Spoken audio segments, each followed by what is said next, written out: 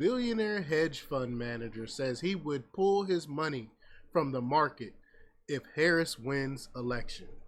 And I think that is the sentiment of a lot of billionaires and millionaires, that people that got money in the market.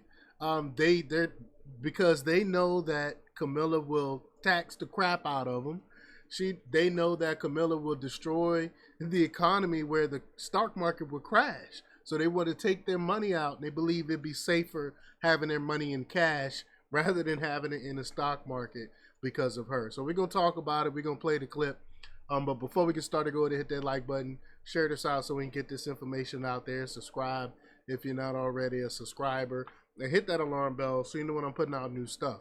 Also, check out my link tree in the description. It has a link to my Patreon. That's where I talk about things that I can't talk about here. There's also a link to my Instagram and my X account, so follow me there as well. All right, so let's talk about this news. Now, this comes from Fox Business, from Breck Dumas, and she reports that hedge fund billionaire and major Trump fundraiser John Paulson said Tuesday he will pull his money out of the market if Vice President Harris wins the presidential election this fall, saying the Democrat nominee's economic policies would spook investors. All except for what's his name? Mark Cuban, I guess. He's a Democrat lackey. He talks about wonderful things about her economic policy, which is just crazy. But the Paulson and Co. founder, known for his lucrative bet against the subprime mortgage in 2007, we all remember that. When the crap hit the fan, appeared on Fox Business, the Clayman Countdown, where host Liz Clayman asked him what he sees as the next big bet similar to that. So let's just get to this clip here. Here we go. In yet another sign, the fight for the White House centers on battleground states. Both presidential candidates are coursing through two of the must-wins today, Pennsylvania and Michigan. Vice President Kamala Harris just participated in an event hosted by the National Association of Black Journalists. That's in Philadelphia. Meanwhile, former President Trump will hold his first campaign event since Sunday's apparent assassination attempt. He will host a town hall in Flint, Michigan. Joining me now in a Fox Business exclusive is hedge fund billionaire John Paulson, noted for his famed and lucrative bet against the subprime mortgage market in 2007. He is also one of Donald Trump's most prolific fundraisers. Great to have you here, John. Thank you for coming on. Hey, thank you, Liz. Great to be here. Have you spoken with the former president since this second assassination attempt? We speak occasionally, yes. Is he okay? Everything's okay? You know, fortunately, he's in good shape. You know, it's shocking that there was two attempts, but, you know, thank God that he escaped both. It's really shocking and really disturbing. You've been quite the dedicated fundraiser for the former president. I know you deal with deep-pocketed donors. In fact, the one that you held was the largest ever. Incredible amounts of money come in. How much of your time is spent speaking with the potential voting pool, meaning independent voters and more middle-class voters who could be swayed? Well, you know, we did do this fundraiser in Florida. It was the first one out of the gate, and we went to, you know, the high donor supporters. I called them, most of them personally, and they were very enthusiastic about getting involved. So in that fundraiser, you know, off the bat was the largest ever. We raised $53 million for the president in one event, and that was about double what the what Biden, who was the candidate at the time, raised in New York a few weeks earlier. Kamala Harris is going for the middle-class vote in a big way. She mentions it in every one of her speeches. How important do you think it is for, whether it's you or the other fundraisers on the Trump side, to really go for that group? Well, I think the middle class is key for this election. And who's going to do better for the middle class? And, you know, when you look at the facts, the Trump policies come out better for the average American. Under his administration, the 4 years, average real wages grew about 6.5% during the 4 years. Under Biden, because of the high inflation, real wages have declined from where they were when he started. So that's why so many middle Americans are having difficulty with common expenses like rent and food. I would imagine you still see inflation as too high. I think it's coming down, but the important thing is keeping it down. And to do that, you need to bring down the deficit, bring down inflation, and bring down interest rates. We need sound policy, and we need to stop governments overspending. That's how we bring down. That's how we bring down inflation. Stop government spending. Stop the handouts. Stop giving money to Ukraine. Stop giving money to Israel. Stop handing out money and then having to go borrow more money. That's how we get inflation down. While inflation, as you say, has come down from the 40-year highs we saw back in June of 2022, it's still not at the Fed's target rate of 2%. The Fed is about, if you believe it, to cut rates tomorrow for the first time in 4 years. You and Trump supporters have cited high prices during the Biden administration as certainly as a huge problem for a lot of Americans. By that logic, wouldn't it be better, and I'm not saying I agree with this, but wouldn't it be better for the Fed to hold rates where they are in order to make sure that inflation is slayed? That's exactly what I said. I said the Feds have absolutely no business dropping rates yet. Inflation is still high. It's not, it's not as high as it was, but inflation is still happening at a crazy rate. Just not as fast, like I said, not as fast, not as high. So why are they? The only reason is to cut rates right now is political reasons. They know there's an election coming up, but the Fed is not supposed to be political. But we know they are. But they really don't need to lower interest rates yet because we're not there yet. We're not even close.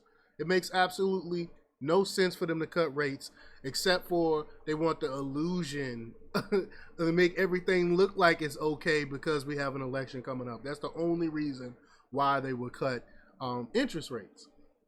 That's a good question, Liz, but interest rates work with a lag. So the inflation is likely coming down, and right now the Fed's behind the curve. The Fed rates is between 5.25% and 5.5%, and inflation is somewhere around 2.5% and trending lower. So real interest rates are almost 3%, and that's too high. So they should have been cutting well before this next meeting. We should talk about tariffs because during his Economic Club of New York speech here in New York recently, the president really pushed tariffs as an answer to bringing in a lot of tax revenue and almost as a panacea for wiping out the deficit, saving jobs. I'm all for it. He says it would bring in all enough for revenue tariffs. to even start a sovereign wealth fund. Wouldn't slapping 10% tariffs on imports, the intended effect would be, well, people would buy more American products. But if you buy less imported product, doesn't that bring down the revenue that would come from the tariffs that are on imported products? Well, there would be some of that effect, but initially, if you put, let's say, 10% average, the tariff plan is to be strategic, to focus on important industries and in areas of American manufacturing that have faced unfair competition. Yep. But we import somewhere over $3 trillion a year of merchandise goods. So if we put a 10% tariff on average, that would be $300 million, and a 15% tariff would produce $450 billion in revenues. That would go a long way to reducing the deficit. You recently got to play journalist yourself when you interviewed former Trump administration from the first administration, Commerce Secretary Wilbur Ross, who famously, when Donald Trump's administration raised tariffs back in 2018 on things like aluminum and steel, famously held up the Campbell's soup can and said that any increase in the price, because those cans are aluminum, from those tariffs would be negligible. He got a lot of blowback from that, even not just from Democrats, but say, for example, then financial Senate leader Orrin Hatch of Utah, Republican, who said that the damage done to American manufacturers in the steel and aluminum sector far outweighed any benefit of the tariffs. Do you worry about unintended effects and that the whole thing kind of works in reverse? I don't, Liz. We face a $1.2 trillion merchandise trade deficit. We live in a very unfair world where we have almost no barriers, foreigners selling here, and we face lots of tariff and non-tariff barriers exporting abroad. And that's left to devastation in many of the communities across the U.S. So we have to fix Yeah, that's true. How is it okay for them to impose tariffs on us, but we can't impose tariffs on them? Like, how is that okay? that. We have to protect American workers. And one way to do that is by tariff. Now, tariffs not only protect American manufacturing, will create higher wages and more jobs, they'll also produce revenues. Now, Yeah. in looking at the inflationary impact, we saw under Trump when he had tariffs before against China protecting steel, inflation was very low under Trump. That it was is only true. 1.9%. That is true. And under Biden, reached 9%, as you alluded to before, and averaged around 5%. So tariffs is only one part of the equation when you're looking at inflation. Other things to look at are energy and regulation. All have the potential to bring down inflation. Deregulate. Others would argue too. We deregulate. It will give incentive for people to create and build things because you don't have the government in there trying to regulate you. So that will create more revenue. I mean, this is basic economic stuff. Like, I'm not an economist or anything like that. I just know the basics of economy. It's not that difficult. And she's failing every single basic economy basic economic thing that would help us. It's crazy. Throw in a pandemic and the supply chain snafus, and that really added in great part to the inflation that we saw. This all may come front and center to you because there is chatter that you would possibly be named Treasury Secretary if Donald Trump wins. Let's just play what if. If you were Treasury Secretary, what mistake do you perceive is a big one the current administration has made that you would first attempt to reverse or fix? Well, I think the big issues we'll face immediately as Treasury Secretary are tax policy. And the difference between the Trump administration and Harris is very, very different. Trump wants to extend the current very successful tax policy, which is implemented in 2017. Yes. The Biden-Harris group, on the other hand, wants to change that. They want to raise the corporate tax rate from 21 to 28%. They want to raise the capital gains rate from 20% to initially 39%. Now they flip-flop back to 28%. That's for people, the unrealized capital gains tax. For people that's for making realized capital gains. Right, but for people making realized gains, but unrealized for people making 100 million or more. But let me just quickly ask you about the U.S. dollar. How important is the U.S. dollar as a reserve currency to remain the reserve currency of the world? I think Trump was very clear about that in his presentation at the Economic Club, that it's very, very important for the U.S. to remain the reserve currency in the world. Very important. I would say that that's what you believe. You're known for a big bet against subprime mortgages that really paid off. What is the next big bet that you see that's similar to that? Because you really crafted that bet. It didn't really exist when you did it. Well, I would say it very much depends on who is in the White House and who controls Congress. I'd be very concerned if Harris is elected and pursues the tax plans and other economic plans that she articulated.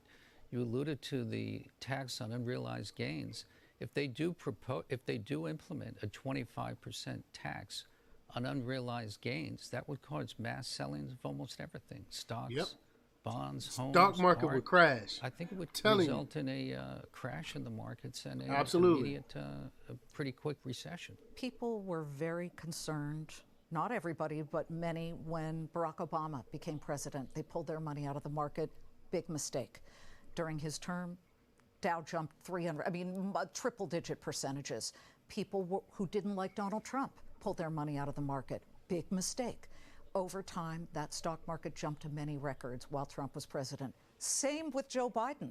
The market has done incredibly well. My colleague Charles Payne likes to say, whatever you do, don't invest around your politics or pull your money. But you have said that market timing and investor timing will really matter depending on who is president. So are you ready to take that chance? I think so, and it all depends. Would you pull your money? It depends on the policy. I think if Harris was elected, I would pull my money from the market. I'd go into cash and I'd go into gold. because I Yep. think the uncertainty regarding the plans they outlined would create a lot of uncertainty in the markets and likely lower markets. You would sell the equities you own? The ones that are liquid, yes. Yes. Like there's Madrigal Pharmaceuticals that you really like. You've added, according to your 13F filing, to a name like that. So you would go to cash and gold. Well, Madrigal, That's what Buffett's I believe, doing. is a takeover target. So, you know, if Look at how much cash Buffett is getting now. He's selling off a whole bunch of stock right now, and going cash for some reason. Like what does Warren Buffett know that we don't know yet? if that is taken over, it would kind of be uncorrelated with the overall So it's an arbitrage market. It's a pre-arbitrage play, yes. Well, where are you going from here? What's next for you? Well, you know, I'm still very active in our business and the portfolio we're managing. So, you know, I work every day. So we're pretty excited about the markets. Well, you wouldn't be. All right, there you go, Lou. Y'all heard it. Y'all heard it from the man there himself, Mr. Paulson. But y'all let me know what y'all think about this. Do you think if Kamala Harris happened to win, God forbid, there'll be a stock market crash? Will y'all pull y'all money, y'all 401ks and all those things? Leave your comments down below. Like, share, subscribe, and check out jjthepsychotherapist.com for the latest in news. Until next time, peace.